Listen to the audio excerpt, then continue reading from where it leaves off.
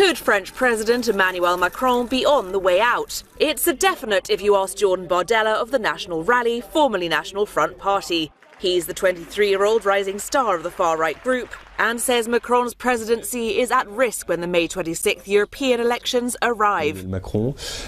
Speaking to Reuters, Bardella said the French largely feel snubbed by their leaders and that they should use the upcoming EU elections as a referendum against the French president's policies.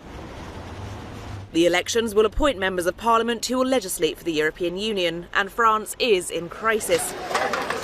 For more than 2 months, its government have been facing the Yellow Vests emergency that has seen frequent violent protests. They began demonstrating in November against fuel taxes and the high cost of living. Polls showed late last year that Marine Le Pen's far right would come out in first position in the EU elections with some 20% of the votes. But it's not that straightforward. The Yellow Vests have now decided to throw their hat into the ring for the elections too, and they could prove to be a disruptive force, stealing votes from the far right and so inadvertently helping Macron.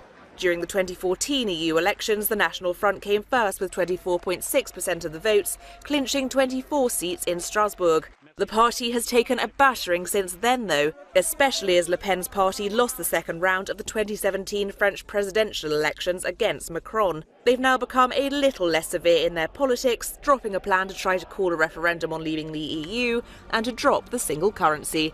But they remain Eurosceptics. Bardella hopes to, quote, restore national sovereignty along with its far-right partners in Europe and get rid of the European Commission.